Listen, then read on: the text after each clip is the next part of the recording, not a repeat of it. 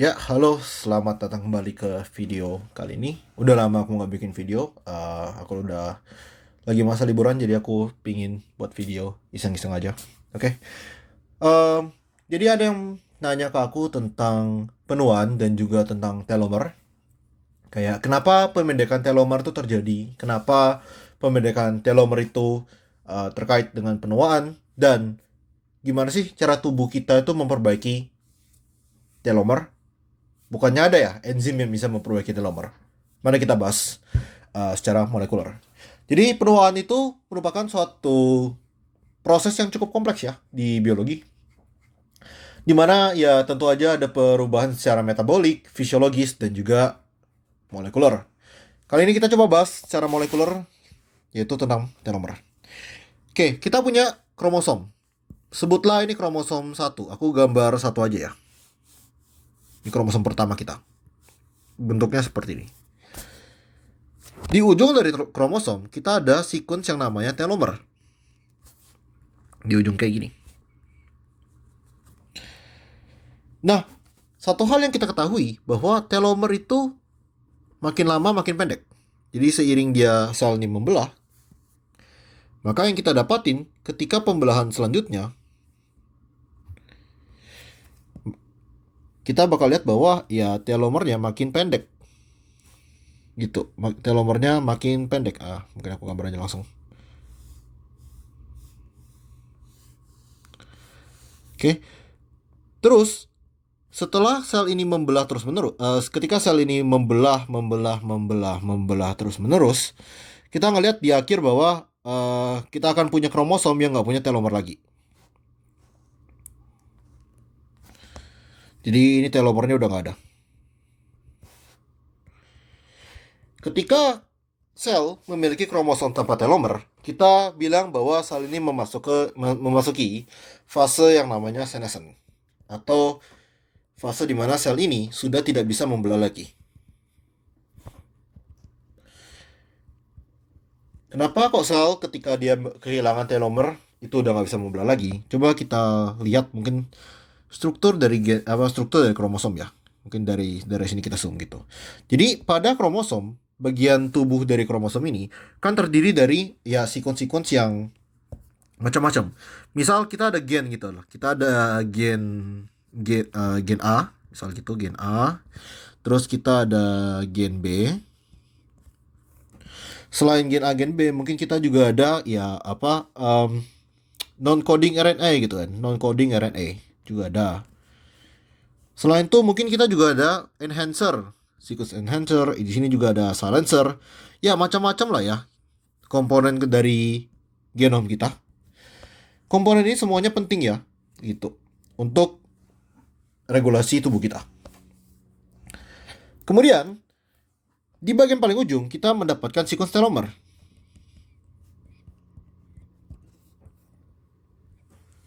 Sequence telomer ini biasanya terdiri dari suatu sequence yang berulang. Jadi ini sequence berulang doang.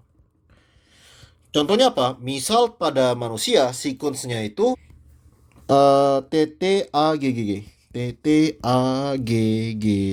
Nah, ini sequence dari telomer manusia. Ini tuh diulang sampai kurang lebih bisa sampai 5.000 bahkan sampai 15.000 base pair gitu.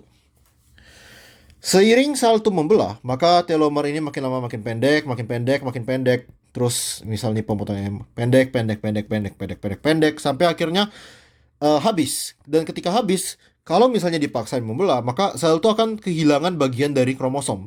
Jadi di sini dia kehilangan non-coding RNA-nya, pelan-pelan terus kehilangan silencer, sampai kemudian kehilangan gen B kalau kita paksain terus-menerus. Dan tentu saja ini nggak baik ya untuk tubuh sel kita, karena gen ini punya fungsi yang cukup penting gitu. Misalnya, let's say ternyata gen B ini adalah suatu tumor suppressor gitu loh. Maka kalau kita kehilangan gen B, tumor suppressor ini kan hilang. Efeknya apa? Kita akan mendapatkan kanker. Seperti itu, gitu. Gak sesimpel ini, cuma ya semacam oversimplifikasi seperti inilah, gitu. Jadi ketika sel ini udah mencapai senescence, sel ini nggak bisa membelah lagi, Dan inilah salah satu tanda yang kita korelasikan dengan proses penuaan. Aku kira ini fun fact doang. Sel tuh punya sesuatu yang istilahnya Hayflick limit. Jadi ada ilmuwan dulu, dia meneliti sel fibroblast gitu, sel fibroblast. Dia amati bahwa sel fibroblast manusia itu cuma bisa rata-rata membelah sekitar 40 sampai 60 kali doang. Setelah mereka di pembelahan ke yang terakhir 60 kali, misal 60 kali ya, maka sel itu udah berhenti membelah. Dia tidak akan membelah lagi dan dia akan mati. Disinilah limit di mana sel ini bisa membelah namanya Hayflick limit gitu. Sebelum sel itu mencapai senescence. Oke, jadi sekarang kita udah tahu fungsi dari telomer dan ya kenapa pembedakan telomer itu bisa dikorelasikan dengan penuaan. Sekarang kalian bertanya kan, kayak, oke, proses ini proses yang berjalan tubuh kita. Gimana dong kalau misalnya untuk sel-sel yang harus membelah terus-menerus? Sebagai contoh, kita punya hematopoietic stem cell yang ada di sumsum tulang belakang kita. Fungsinya menghasilkan sel darah kan. Kayak sel darah merah kita itu harus terus-menerus dihasilkan. Kalau enggak ya kita bakal anemia. Atau contoh juga ada stem cell yang ada di kulit kita. Kalau misalnya stem cell ini berhenti membelah, maka kulit kita gak akan diregenerasi dan bakal kelupas keluar gitu ya, rusak gitu. Gimana caranya sel ini bisa mempertahankan pembelahan mereka terus-menerus?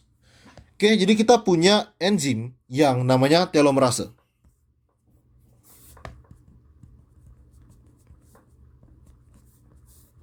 Gitu. Enzim telomerase berfungsi untuk memperpanjang telomer tadi ini. Oke, jadi misal oh, tunggu dulu. Sebelum aku bahas ini, kayaknya aku mending jelasin dulu kenapa telomer bisa memendek. Oke, aku lupa ngejelasin tuh. Oke, kenapa telomer memendek? Kita sebelumnya harus pahami dulu proses replikasi DNA ya. Misal ini adalah kromosom kita ya, kromosom kita. Aku gambar seperti ini. Kromosom kita kan linear. Mungkin suatu hari aku bakal bikin pembahasan tentang replikasi DNA secara spesifik, tapi untuk sekarang aku bakal jelasin secara singkat aja. Oke, ketika kita mau melakukan pembelahan DNA, maka akan ada enzim namanya helikase yang akan masuk ke bagian tengah dan dia akan bergerak ke kedua ujung dari DNA. Maka kita bakal dapat DNA-nya seperti ini ya, terbuka. Seiring helikase ini bekerja, ya DNA kita makin lama makin kebuka seperti ini. Oke. Di sini kita perlu perhatikan bahwa DNA kita itu punya konformasi, yaitu ada konformasi 5' dan 3' gitu. Maka kalau di sini 5' bawahnya 3' ya. Ini juga 5'. Oke, ini arah gerak dari helikase.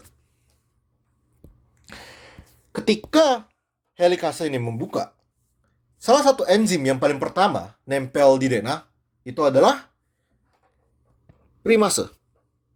Oke, jadi ada primase yang bikin primer. Primase itu membentuk molekul primer. Primer ini dari RNA.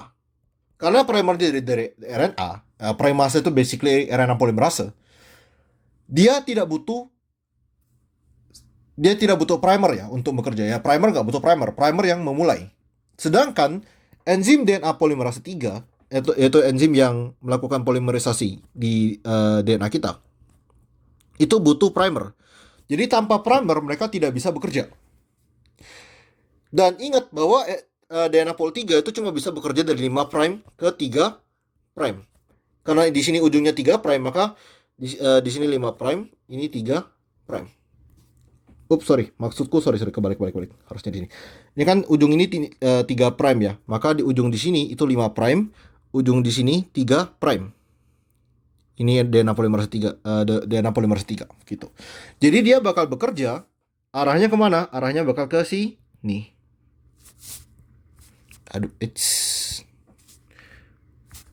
Arahnya bakal ke sini. Oke. Sama nih di bawah kita ada DNA polimerase 3, dia bakal bekerja arahnya bakal ke sini terus. Dia bakal terus sampai ngikutin helikasenya.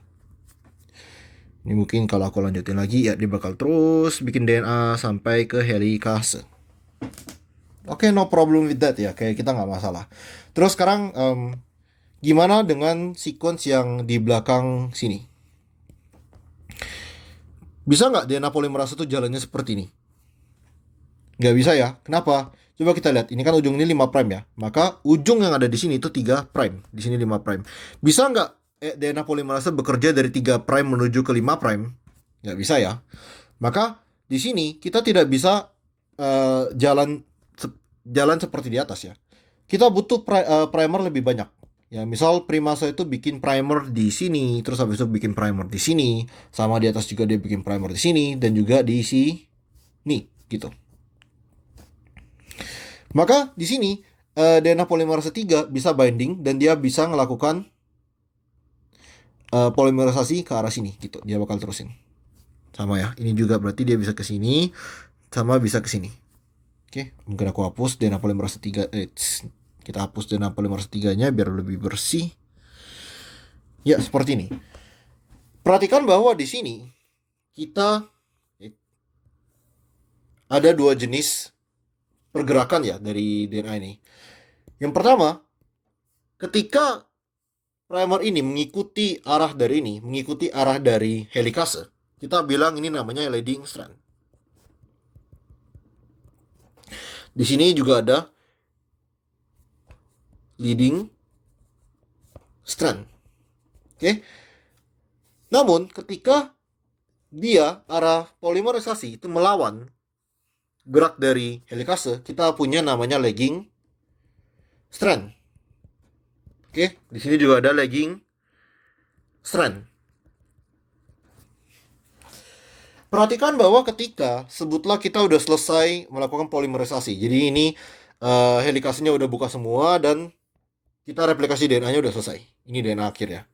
Maka kita bakal dapat tadi konfirmasi gimana? Ini ada 5, ini 5 prime di sini, ini 3 prime di sini, ini 3 prime di sini, ini 5 prime di sini ya. Oke. Jadi tadi kita ada primer di tengah ya. Ini primer, ini primer. Maka tadi kan kita dapat ini leading strand-nya seperti ini. Ini leading strand-nya ke sini. Ini leading strand-nya ke sini. Terus kita juga ada berapa primer di sini? Kita ada primer 1, primer 2 gitu. Ini ada primer 1, primer 2. Dari primer nih kita ada lagging strand. Lagging strand-nya, ini lagging strand-nya.